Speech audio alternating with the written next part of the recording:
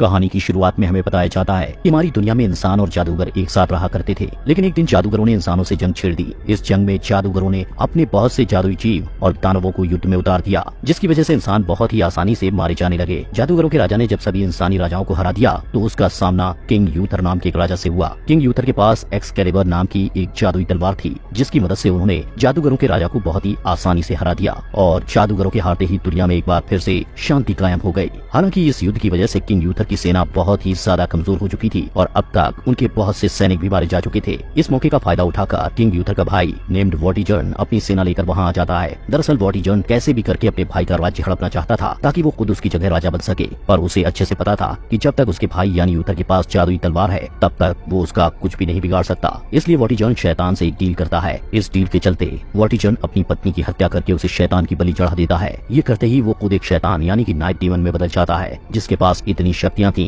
कि वो किंग यूथर को आसानी से हरा सकता था। लेकिन यूथर को इस बात का पहले ही पता चल चुका था कि उसका भाई एक शैतान में बदलकर उसे मारने आ रहा है। इस पर यूथर अपनी पत्नी और बेटे को लेकर वहां से भागने लगते हैं, लेकिन रास्ते में उनका सामना नाइट डीमन से हो जाता है, जो एक ही बार में यूथर की पत्नी को जान से मारने के बाद उसके बेटे को भी मारना चाहता था। और उसके ऐसा कर पाने से पहले ही किंग यूथर अपने बेटे को एक नाव में बैठाकर दूर भेज देते हैं, जिसके बाद वो अपनी एक्सकैलिबर तलवार लेकर नाइट डीमन से फाइट करने लगते हैं। इसी के साथ ये सीन यहीं पर कट हो जाता है। फिर हमें कुछ सालों बाद का समय दिखाया जाता है, जहाँ हम ये जान पाते हैं कि किंग यूथर को डीमन नाइट ने मार दिया था, मगर उनका बेटा अब भी जिंदा होता है, क्योंकि वो नदी में बहते हुए लंदन सिटी की कुछ महिलाओं को मिल गया, जिन्होंने उसे ऑर्फन हाउस में भेज दिया। दूसरी तरफ वॉटिजर्न ने अपने भाई को मारने के बाद खुद को नया राजा बना लिया था और उसके राज्य के लोग उससे बहुत ज्यादा डरा करते थे, क्योंकि वॉटिजर्न एक बुरा राजा था। वहीं उसने उस टावर का रिकंस्ट्रक्शन भी शुरू करवा दिया होता है, जिसकी मदद से जादूगरों के राजा को शक्तियां मिला करती थी, जिसका मतलब साफ है कि अगर ये टावर बन के तैयार हो गया तो जादूगरों को उनकी शक्तियां वापस मिल जाएंगी और ऐसा होते ही इंसानों और जादूगरों के बीच फिर से युद्ध शुरू हो सकता है। लेकिन वॉटिजर्न को इस बात का कोई डर नहीं होता कि इंसानों और जादूगरों में दोबारा से जंग शुरू हो सकती है, क्योंकि वो खुद भी जादूगरों के साथ काफी सालों तक रहा था, इसलिए उसे भी छोटा मोटा जादू करना आता था। वॉटिजर्न उस टावर को दोबारा बनवाकर उसकी जादुई शक्तियों को हासिल करके दुनिया का सबसे शक्तिशाली इंसान बनने का सपना देख रहा होता है। इधर लंदन सिटी में किंग यूथर का बेटा आर्थर, जो बचपन से ही गलत संगत में फंस गया था, वो छोटी मोटी चोरियां करके अपना गुजारा किया करता, लेकिन उसके दिल में कहीं न कहीं इंसानियत बाकी होती है, इसलिए वो चोरी के पैसों से गरीबों की मदद भी किया करता। इसी तरह 20 साल बीत जाते हैं और अब आर्थर भी बड़ा हो चुका होता है, जबकि दूसरी तरफ वॉटिजर्न का डार्क टावर भी ऑलमोस्ट बनने ही वाला था। इस टावर के बनने के चक्कर में उनके राज्य की एक नदी सूख जाती है। नदी का पानी सूखते ही वॉटिजर्न के सैनिकों को पत्थर की एक मूर्ति मिलती है, जिसमें तलवार कड़ी हुई थी। ये देखते ही वो सभी उस तलवार को निकालने की कोशिश करते हैं, लेकिन कोई भी उस तलवार को नहीं निकाल पाता, यहाँ तक कि वॉटिजर्न भी नहीं। तब वॉटिजर्न के आदेश पर आसपास के गाँव और शहरों के लोगों को वहाँ बुलाया जाता है, ताकि वो लोग भी उस तलवार को निकालने की कोशिश करें, लेकिन अब तक कोई भी उस तलवार को निकालने में सफल नहीं हो पाया था। फिर एक दिन वॉटिजर्न के सैनिकों से आर्थर की बहस हो जाती है, इसलिए वो सैनिक आर्थर को बाकी अपराधियों के साथ पकड़कर उसे अपने राज्य ले आते हैं, जहाँ आर्थर को भी वो तलवार निकालने का ऑर्डर दिया जाता है। अब आर्थर जैसे ही उस तलवार को टच करता है, वैसे ही उसे कुछ विजन नजर आने लगते हैं, साथ ही साथ उसे अजीब सी शक्ति का एहसास भी हो रहा था। लेकिन इस सब के बावजूद वो उस तलवार को खींचकर पत्थर से बाहर निकाल लेता है। ये देख के सभी हैरान रह जाते हैं और वॉटिजर्न को भी समझ आ जाता है कि आर्थर ही किंग यूथर का बेटा है, क्योंकि वो तलवार कोई आम तलवार नहीं बल्कि किंग यूथर की एक्सकैलिबर तलवार होती है, जिससे यूथर ने पिछले युद्ध में जादूगरों के राजा को हराया था। हालांकि तलवार की शक्तियों के कारण आर्थर बेहोश हो जाता है और वॉटिजर्न के साथ राज्य के लोगों को भी पता चल जाता है कि आर्थर ही यूथर का बेटा है। अब इससे पहले कि राज्य के लोग वॉटिजर्न के खिलाफ बगावत कर पाते, वो आर्थर को जेल में डलवा देता है, लेकिन इसके बाद भी राज्य के लोग बगावत कर देते हैं, क्योंकि उनका असली राजा यानी यूथर का बेटा आर्थर वापस आ चुका था। इस पर वॉटिजर्न जेल में आर्थर से मिलने जाता है, जहाँ वो आर्थर से कहता है कि मैं कल तुम्हें सबके सामने उस तलवार को उठाने के लिए कहूंगा, लेकिन तुम उस तलवार को मत उठाना। अगर तुमने मेरी बात नहीं मानी तो मैं जेल में कैद तुम्हारे बाकी साथियों को जान से मरवा दूंगा। फिर अगले दिन आर्थर से कहा जाता है कि वो उस तलवार को उठाकर उसकी शक्तियों का प्रयोग करे, लेकिन आर्थर ऐसा नहीं करता,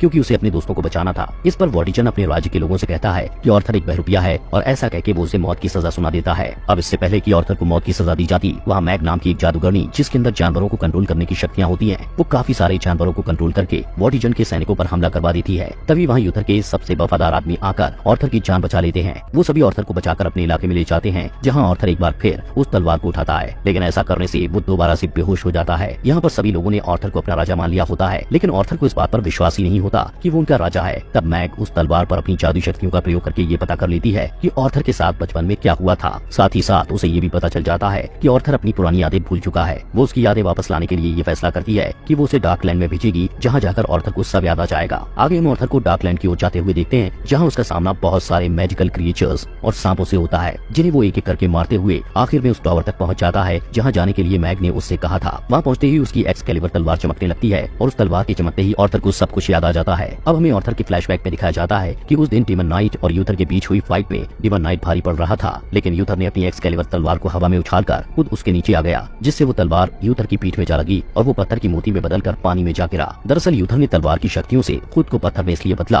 ताकि वो तलवार डीमन नाइट को न मिल सके, और इस पूरी घटना को छोटा ऑर्थर एक नाव में बैठकर देख रहा था। इसी के साथ ऑर्थर का फ्लैशबैक खत्म होता है और हम प्रेजेंट टाइमलाइन में ऑर्थर के हाथों में उस तलवार को देखते हैं। अब नेक्स्ट सीन में मैग और ऑर्थर जब वापस आ रहे होते हैं तो मैग ऑर्थर से बताती है कि जादूगर और इंसान हमेशा से साथ रहा करते थे, लेकिन तुम्हारे पिता के भाई यानी वॉटिचन ने जादूगरों के राजा को इंसानों के खिलाफ भड़काकर युद्ध शुरू करवा दिया। क्योंकि वॉटिचन खुद अपने भाई की जगह राजा बन सके, तब जादूगरों के राजा ने उस टॉवर की शक्तियों को अनलॉक करके इंसानों के खिलाफ हुए सभी युद्ध को जीत लिया। लेकिन आखिर में किंग यूथर ने उस जादूगर को हरा के उसके डार्क टॉवर को ही नष्ट कर दिया, क्योंकि उसकी काली शक्तियां उसी डार्क टॉवर से आती थी। किंग यूथर इतने पर ही नहीं रुका, बल्कि उसने अपनी एक्सकैलिबर तलवार को अपने खून से जोड़ दिया, यानी अब वो तलवार उसके ही वंशज के लोग कंट्रोल कर पाएंगे। जैसे किंग यूथर के बाद ऑर्थर ही उस तलवार को इस्तेमाल कर पाएगा और उसके बाद ऑर्थर का बेटा। मैग आगे बताती है कि वॉटिचन उस डार्क टॉवर को और भी ज्यादा ऊंचा करवा रहा है, और वो टॉवर जितना ऊंचा होगा वॉटिचन की शक्तियां भी उतनी ही ज्यादा बढ़ती जाएंगी। इसलिए हमें समय रहते वॉटिचन को रोकना होगा, वरना बाद में उसे एक्सकैलिबर तलवार से भी नहीं रोका जा सकता। जिसके बाद ऑर्थर और उसके साथी ब्रिटेन देश के एक पावरफुल फैमिली के लोगों से मिलते हैं, जिनके पास बहुत सारे पैसे, हथियार और एक मजबूत आर्मी भी थी।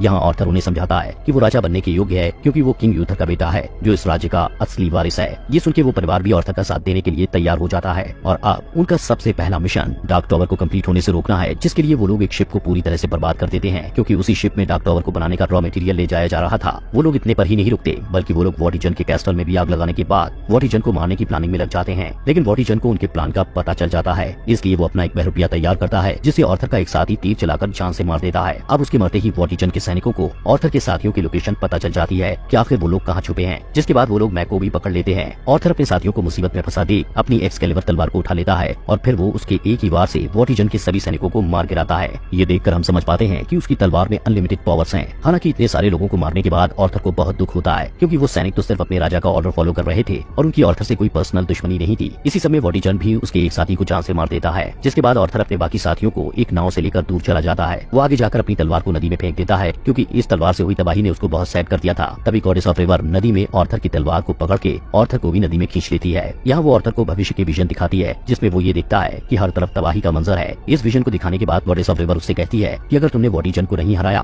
तो भविष्य की दुनिया का यही हाल होगा, इसलिए तुम एक सच्चे वॉरियर की तरह वॉटिचन से युद्ध करो और उसे हराकर दुनिया में शांति कायम करो। ये सुन के ऑर्थर दोबारा से अपनी तलवार उठा के जंगल की तरफ जाता है, जहाँ उसके साथी बताते हैं कि राज्य की जनता अब भी तुम्हें ही अपना राजा मानती है। पर उसी समय वॉटिचन की आर्मी का एक कमांडर ऑर्थर से बताता है कि मैग अब भी वॉटिचन के कब्जे में है, जिसे छोड़ने के बदले वॉटिचन ने तुम्हारी तलवार मांगी है। तब ऑर्थर मैग को बचाने के लिए अपनी एक्सकैलिबर तलवार वॉटिचन के कमांडर को दे देता है, जिस पर मैग को छोड़ दिया जाता है। इसलिए अब मैग वापस आते ही ऑर्थर के ऊपर एक प्रोटेक्टिव स्पेल करती है, ताकि मैग के द्वारा कंट्रोल किए हुए एनिमल्स उसे कोई नुकसान न पहुंचाएं। जिसके बाद ऑर्थर वॉटिचन के कैसल में उसका सामना करने जाता है, जहां वॉटिचन को पूरा भरोसा था कि वो अपनी तलवार के बिना उसका कुछ नहीं बिगाड़ सकता। उल्टा वो ऑर्थर को उसकी ही तलवार से मारने की कोशिश करता है। पर उसी समय मैग अपने जानवरों, पक्षियों और विशालकाय सांपों को कैसल में भेज देती है, जो वहां जाते ही वॉटिचन पर हमला कर देते हैं। तब वॉटिचन एक्सकैलिबर तलवार से एक सांप के ऊपर वार करता है, जिससे वो तलवार एक पिलर में फंस जाती है, और अब उस तलवार को सिर्फ ऑर्थर ही निकाल सकता था। वहीं दूसरी तरफ मैग के विशालकाय सांप और ऑर्थर के बाकी साथी कैसल में हर तरफ तबाही मचा रहे थे। ये देखकर वॉटिचन समझ जाता है कि वो उनका सामना नहीं कर सकता, इसलिए वो पिछली बार की तरह केव में जाकर दोबारा से डीमन नाइट में बदल जाता है। इसके कुछ देर बाद ऑर्थर भी एक्सकैलिबर तलवार को पिलर से निकाल के और वॉटिचन के साथियों को मारते हुए आखिर में डीमन नाइट से फाइट करने लगता है। इस फाइट में डीमन नाइट, जो आर्थर पर भारी पड़ रहा था, वो उससे कहता है कि may the sword belongs to me,